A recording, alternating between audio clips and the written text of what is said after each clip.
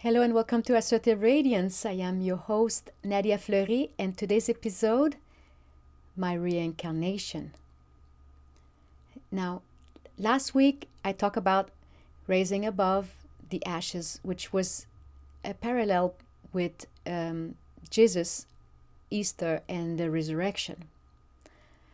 What happened to me this week was realizing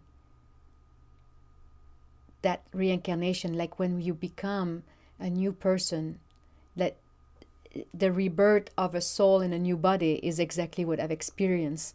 And let me explain to you how it happened.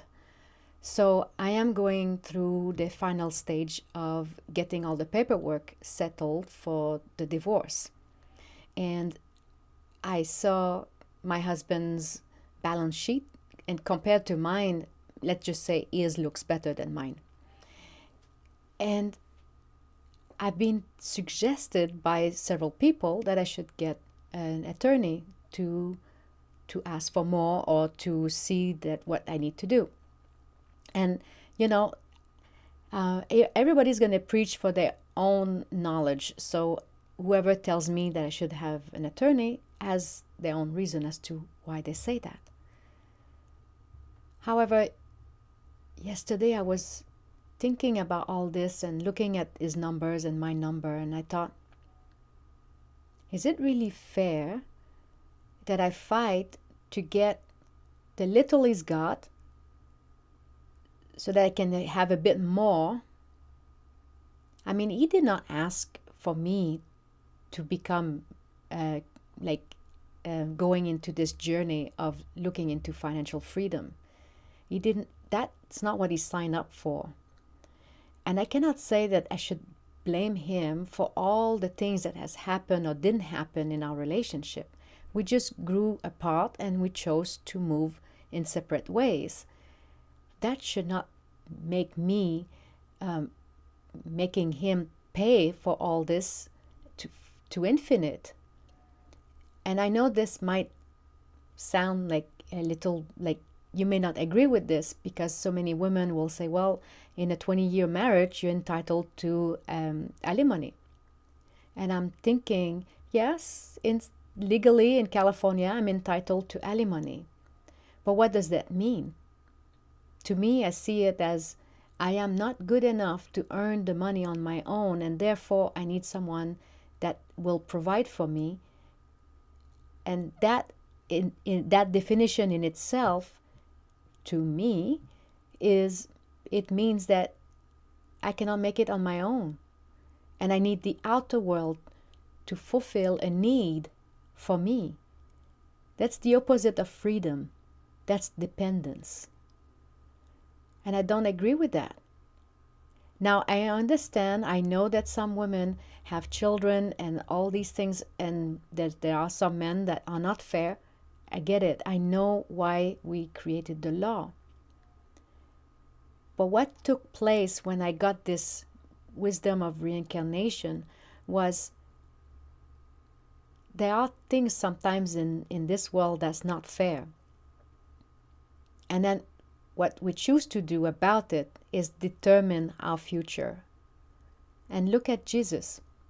He knew when he was about to die. He knew when he was going to die. He knew how he's going to die. He knew who's going to give him away. But what did he do? Did he hire a lawyer? Did he have these people killed before they kill him? Did he run away? No, he did none of it. He embraced it. And because of that, he lived forever in our heart today. I think there is so much wisdom behind his gesture of just accepting that situation and walking through it. And then he comes back and he says, see, I told you I would resurrect. Wow. And that's when I look at the numbers on a white and black paper and I'm saying, okay, yes, his asset looks much better than mine,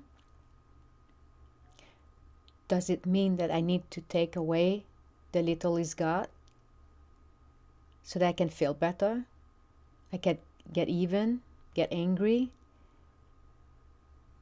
It doesn't feel right. I'm no longer, the investment that I put into getting myself to where I am today, being able to share with you the situation in so much calmness, is what people live for, to be calm. Look at the whole America. What the leading cause of death in America is heart-related disease, closely followed by cancer. We don't die from cancer. We don't die from heart-related disease. These are the result. It's something else that happened through the course of our life that lead us to that. Why it happens to some people and it doesn't happen to others, I don't know.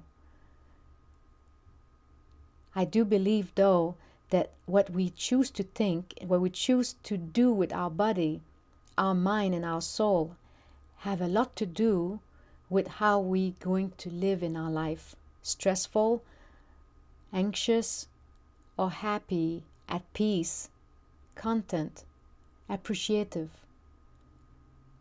We have these choices to do.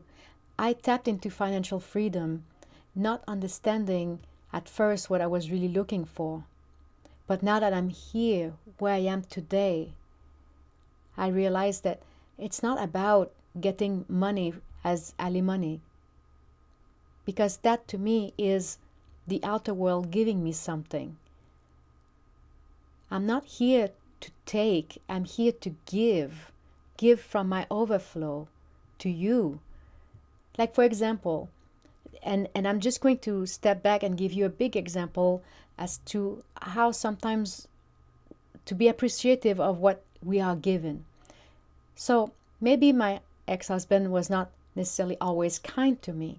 However, he did something and I chose to do something about it. So he gave me the whole Adobe suite. So that's Photoshop, Adobe Premiere Pro, Audition, Illustrator, and all these other programs.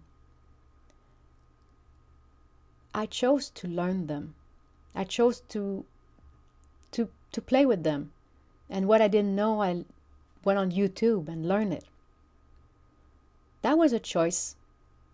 He gave me something. He himself had not taken the time to learn any of these software, but I did. And today I can give from my overflow to you with that knowledge, just like millions of YouTubers are going to put on their channel something they are mastered at, or there's something that they know how to do. They give from their overflow. I give from my overflow these epiphanies and these moments of growth. I'm capturing the essence of what financial freedom is today, because I learned that financial freedom is a state of mind. It's how you feel inside. You may have all the money in the bank account and never feel fulfilled or satisfied. And you're going to want more. You may want more toys or more anything you can find in store. You never feel satisfied. Or you may have just the basic necessity and feel okay with it. Or your range may be somewhere in between, and it doesn't matter. I'm just saying that feeling emotionally and financially free is a state of mind that you know that you can take care of yourself from within what you have in your ability. You don't need to ask from someone from the outer world. And that, in that place, in that calmness, that's when all the creativity can come, and the mind is infinite as to what we can create. But if you are anxious and worried and in fear, you can never tap into that place of creation. You create more worries and more fear. You see, worrying is praying for the thing you don't want. And then usually it goes together, where if you worry and then next thing it happened, you say, you see, I had a reason to worry about it. That's because your mind is focusing on that. We all have the ability to think, and we all have the choice to decide what we want to choose to think about. I'm just here to say that it's such a beautiful place to be when you just know how to, when you know how you can make it, when it's in you, just like you know how to cook an egg or make coffee, or you know how to put gas in a car. You don't need to depend on someone. Freedom is the opposite of codependence. And as I tap into this reincarnation process, when I suddenly felt the rebirth of a soul into this new body of mine, I'm like, wow, I'm actually powerful and gifted. And I don't feel like I'm bragging about it. It's just naturally in here. And the beauty is to not hold back, is to give it to whoever is looking for that. If you're scared, if you wonder where your life is going, if you need help in anything, trust me, I've seen a lot. I've mastered my fear. I can help you. I can guide you. Just reach out. Ask Nadia at nadiafleury.com. Thank you so much for watching, and you have a wonderful day. Bye for now.